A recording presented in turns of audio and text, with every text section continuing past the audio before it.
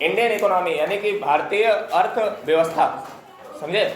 और जब हम इंडियन इकोनॉमी की बात करते हैं तो सबसे पहले तो आपको ये इकोनॉमी और इकोनॉमिक्स के बीच का फर्क पता होना चाहिए। दरअसल कई सारे लोग जो है वो एक ही में मिला करके दोनों शब्दों का प्रयोग कर देते हैं एक्सचेंज में, मतलब कि बात एक ही है। क्योंकि जो होती है इकोनॉमिक्स और दूसरा टर्म होता है इकोनॉमी। इकोनॉमिक्स जो है वो एक प्रकार की साइंस है, वो एक प्रकार की साइंस है, समझे। किससे रिलेटेड है? पैसे से रिलेटेड है, मनी से रिलेटेड, ऐसा जो है लोग कहते हैं। लेकिन ये इसका अगर सिर्फ पैसे से रिलेटेड है इसको हम कहते हैं तो ये जो है काफी न्याय नहीं होगा, जस्टिफिकेशन इसकी डिफिनेशन के साथ होगा नहीं। तो जो इकोनॉमिक्स यानी कि जो इकोनॉमिक्स वो एक साइंस है, किस बारे में स्टडी करती है? How goods and services are produced and distributed. यानी कि ये किस डायलेमा को सॉल्व करती है कि एक कंट्री में या कहीं पे भी किस प्रकार से गुड्स और सर्विस का प्रोडक्शन किया जाए और उसको किस प्रकार से बांटा जाए कि सबको कुछ कुछ मिल जाए, मैक्सिमम सबको अचीव हो जाए। मतलब आप ऐसे मान लीजिए ये रिसोर्स के डिस्ट्रीब्यूशन के ऊपर आधारित है, समझ रहे हो। मतलब जैसे मान लीजिए आपकी सैलरी मान लो 2 रुपए है, मान लो खर्चा ज्यादा है, तो जो इकोनॉमिक्स नहीं पढ़ा होगा वो कभी भी हैंडल नहीं कर पाएगा। यानी कि फाइनेंस मिनिस्टर जो घर का होना चाहिए या देश का होना चाहिए वो पढ़ा लिखा इकोनॉमिक्स की फील्ड का होना चाहिए। जैसे हमारे डॉक्टर मनमोहन सिंह जी जो थे, उन्होंने इकोनॉमिक्स के क्षेत्र में बहुत बड़ी उनको उपाधि हासिल थी, इसलिए उनके नाम के आगे डॉक्टर लगता था। और वो जो है इकोनॉमिक्स के ही मतलब पसंदीदा उनका सब्जेक्ट यही था। और इस पे उन्होंने बहुत सारा काम भी किया, आरबीआई के गवर्नर भी रह चुके थे एक समय। और भारत के जो है अगर देखा जाए तो कई बड़े जो पद होते हैं उनमें जो है इन्होंने काम किया। अल्टीमेटली भारत के प्रधानमंत्री को भी जो है पद इन्होंने ग्रहण किया। सर, हाँ, करंट टाइम में इकोनॉमिक्स का अच्छा ज्ञान एस जयशंकर को होगा? नहीं, करंट टाइम में जो है इकोनॉमिक्स का अभी तो फिलहाल फाइनेंस मिनिस्टर निर्मला सीतारमन है और एस जयशंकर तो फॉरेन मिनिस्टर है। उनको इकोनॉमिक मतलब होता है ये नहीं कह रहे, लेकिन एक मतलब देखो हर चीज में होता है। जैसे हमने देखो कल एग्जांपल भी लिया था कि जैसे मान लो तुमसे पूछे आप बताइए आप गाना गाते हैं? नहीं गाते होगे ना, मतलब कहीं भी, समझ रहे हो। हाँ। और समझे, तुम भी भैया गाते होगे। तो अब ये बताओ हम तुम्हें सिंगर कह सकते हैं? नहीं कह सकते। गाना तो गाते हो लेकिन कह नहीं सकते। तो क्या वो चीज है जो तुम्हें सिंगर नहीं कहलवा रही है? सिस्टम, एक सिस्टमेटिक तुम्हारे पास मेथड नहीं है, बस यही चीज है। हम अपने आप को इकोनॉमिस्ट नहीं कह सकते हैं, हम विज्ञान पढ़ाते हैं, साइंस पढ़ाते हैं, इसका मतलब ये नहीं कि हम साइंटिस्ट हो चुके, हमें उसका सिस्टम नहीं पता है। ऐसे ही हर चीज का एक सिस्टम होता है और जो सिस्टम को समझ लेता है, जान लेता है, जो सिस्टम को फॉलो कर लेना लगता है वो उस फील्ड का महारथी बन जाता है। जैसे सर, तो हमारे हिसाब से आरबीआई गवर्नर को फाइनेंस मिनिस्टर अगर बनाया जाए तो ज्यादा फायदा होगा। आरबीआई गवर्नर को फाइनेंस मिनिस्टर इसलिए नहीं बनाया जा सकता है क्योंकि वो जो है अगर देखा जाए तो जो फाइनेंस मिनिस्टर है वो सरकार का आएगा, वो मंत्री अगर ये आरबीआई गवर्नर डिसीजन वो तो ले ही रहा है, वो तो अपने दायरे में ले रहा है, पद पे है, बैठ जाओ, अधिकारी है, समझे। तो दोनों का अलग अलग मामला है। अब इसे थोड़ा कह सकते हैं कि मान लो प्रधानमंत्री जगह पे हम कोई पढ़ा लिखा व्यक्ति बैठा दें, अरे सीधी बात वो जनता का व्यक्ति है, ये मतलब ऐसे एग्जाम देकर आया है। तो इकोनॉमिक्स आप समझे कि कैसे एक देश में गुड्स और सर्विस को प्रोड्यूस किया जाएगा और कैसे उनको हम बांटे कि मैक्सिमम लोगों को मैक्सिमम चीजें मिल जाएं। तो इसी की स्टडी जो साइंस करती है, इसी जो डायलेमा यानी कि दुविधा को सॉल्व करती है, इसी को हम इकोनॉमिक्स कहते हैं, इसी को हम अर्थशास्त्र कहते हैं। ये इसी का जो है अर्थशास्त्र बुक किसने लिखी थी? चाणक्य ने लिखी हुई, समझे, चाणक्य ने। और अगला है इकोनॉमी। अच्छा, जो चाणक्य की अर्थशास्त्र थी ना वो पैसे से रिलेटेड नहीं थी। पहले तो आप ये समझ लो कितना बड़ा देखो झूठ है। मतलब लोग समझते हैं चाणक्य की बुक अर्थशास्त्र थी यानी कि पैसे से रिलेटेड होगी, लेकिन उसमें पॉलिटिक्स उन्होंने लिखी है। करीब उन्होंने उसमें क्या है? पॉलिटिक्स, और नाम क्या रख दिया? अर्थशास्त्र। हालांकि उसकी व्याख्या भी उन्होंने की है। एक पहले शो आता था भारत करके कुछ, भारत वर्ष करके कुछ आता था शो, तो उसमें चाणक्य की जो है उसमें देखिएगा, उसमें उन्होंने शुरू जब होता है तब वो चाणक्य की व्याख्या उसमें करते हैं कि अर्थशास्त्र क्या है, हम उसकी भूल गए लेकिन आप देखिएगा उसको। इकोनॉमी क्या होती है? तो इकोनॉमी जो है, जो एक कंट्री में या किसी एक स्पेसिफिक एरिया में जो इकोनॉमिक्स इन एक्शन है, यानी कि जो इकोनॉमिक्स एक्शन में है उसी को हम कहते हैं इकोनॉमी। मतलब जो इकोनॉमिक्स, मतलब जो इकोनॉमिक्स का मतलब क्या?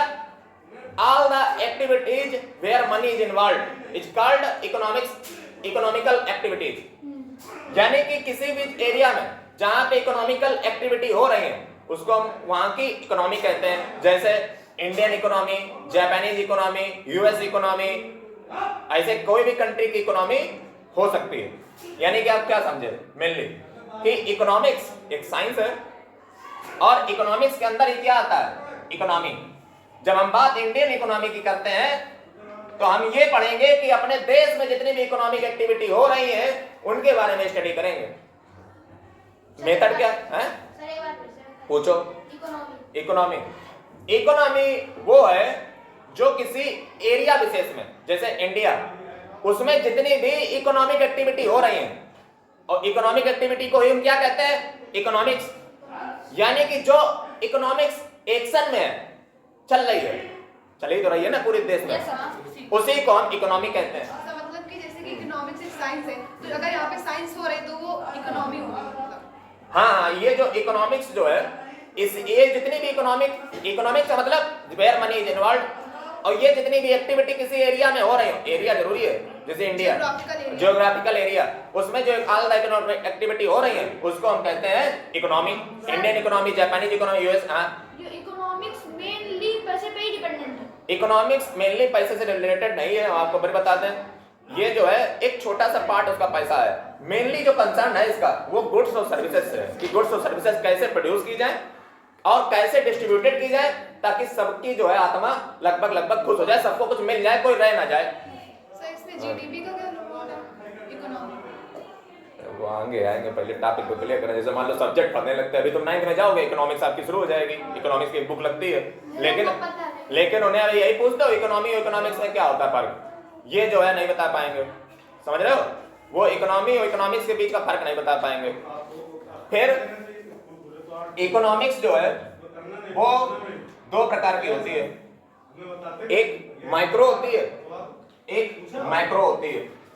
मतलब इकोनॉमिक्स जो है वो दो प्रकार की होती है, एक माइक्रो, एक मैक्रो। माइक्रो का मतलब जो MICRO वाला है, माइक्रो, इसको कहते हैं जो छोटे लेवल पर देखें। जैसे आप मार्केट में सब्जी लेने गए, आपने पूछा भैया टमाटर या प्याज कितने रुपए किलो है, उसने कहा कल आप लेने गए 50 रुपए बताया था, आज लेने गए उसने कहा 100 रुपए किलो। आपने कहा सर ये प्राइस कैसे बढ़ गया इतना, तो आप उसको गरियाने लगे कि अबे वहां पे देखो कल अभी हम लेकर आए 50 रुपए का और तुम जो इतना महंगा कैसे बेच रहे हो। इसको हम क्या कहेंगे? Micro economics. यानी कि आपका जो देखने का व्यू है, आपने वहां पे बाजार में जाकर के देख लिया जाकर के, ये माइक्रो व्यू है, सूक्ष्म दृष्टि आपने डाली, मार्केट में गए आपने रेट पता कर लिया। लेकिन जो विद्वान व्यक्ति होगा वो सिर्फ मार्केट में नहीं पता करेगा, वो उसका मैक्रो व्यू देखेगा। मैक्रो व्यू क्या है कि हम क्या करेंगे, उसको देश के लेवल पे देखेंगे। कैसे देश के लेवल पे देखेंगे? मैक्रो का मतलब होता है बड़े लेवल पे। जैसे मान लो कि यहाँ पे जैसे मान लो जो है, जैसे मान लो यहाँ पे क्लास में लड़ाई झगड़ा हुई, ठीक, अब एकदम तो ही नहीं, जरूर उसका कोई ओरिजिन होगा कहीं से। ऐसे जो महंगाई वहां मार्केट में बढ़ी है, सीधी बात ऊपर से कहीं बढ़ी होगी, इसीलिए तो वहां बढ़ गई है।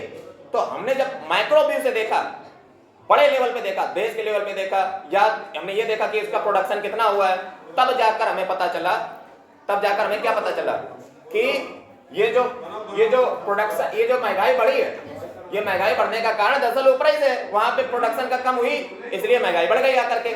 यानी कि इकोनॉमिक्स में आपके देखने के दो दृष्टिकोण होते हैं। पहला आप माइक्रो लेवल पे देखते हो, दूसरा माइक्रो लेवल पे देखते हो। इससे आपको ये समझ आई दुनिया में कि जब भी आपको कोई लड़ाई झगड़ा मारपीट हो, आप पहले माइक्रो व्यू देखो, यानी कि वहीं पे खड़े खड़े देखो। एक होता है माइक्रो व्यू, माइक्रो का मतलब सूक्ष्म व्यू। आप ये मत देखिए कि इन लोग क्यों लड़े, आप ये देखिए इनका ओरिजिन क्या है, समझे?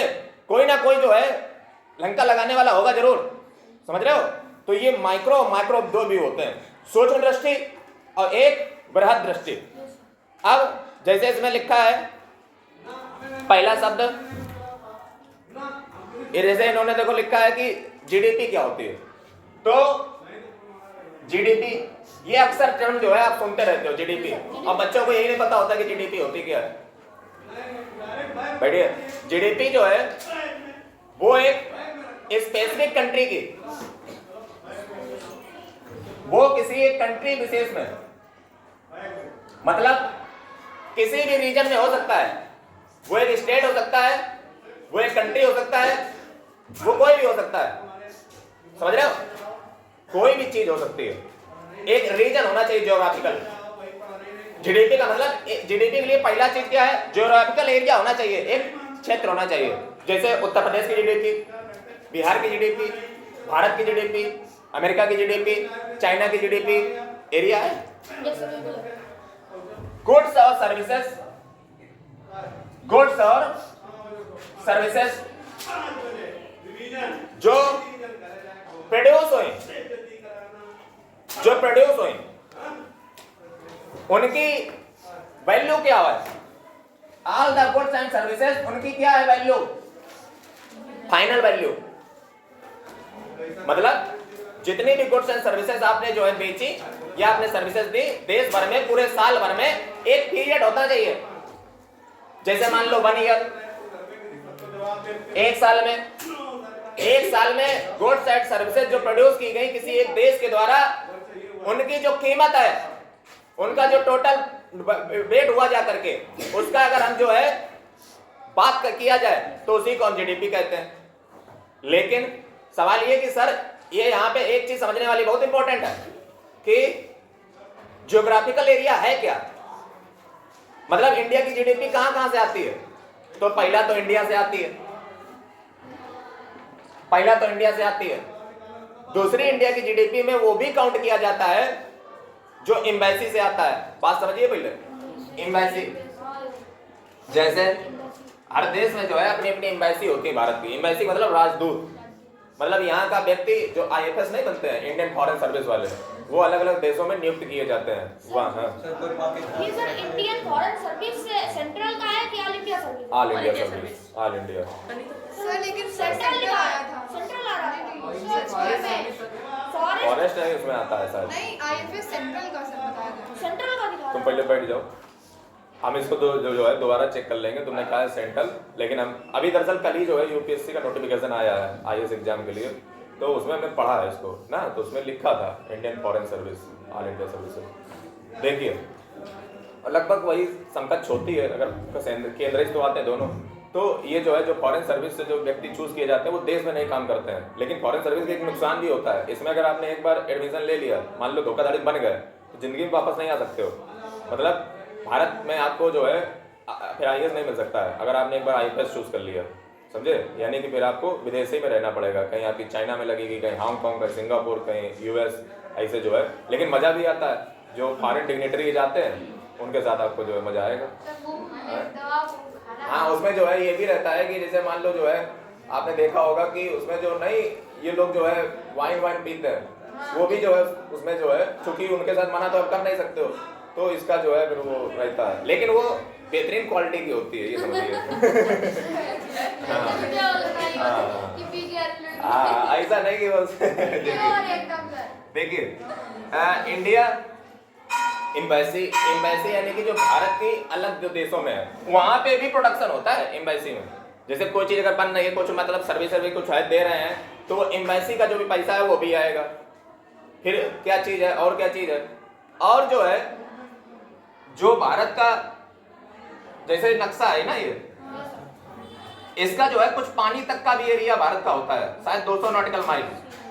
यस सर उसमें पढ़ा था साइंस सिटी। इसमें भी जो है वहां से देखा था सर, इसमें भी ये भी जो है ये भी, ये इसमें भी अगर कोई प्रोडक्शन हो रहा है मछली पकड़ने वाला, वो भी जो है भारत की जीडीपी में काउंट किया जाएगा। ये कई लोग तो बता ही नहीं पाते हैं। उसमें ऑप्शन आ जाएगा कि क्या क्या जीडीपी में आता है, option A, option B, option C, option D, तुम्हें पता ही नहीं। तुम सोचोगे बस यही तो पढ़ाया गया, कंट्री कंट्री सर ये बस। कितना है 200 नॉटिकल माइल।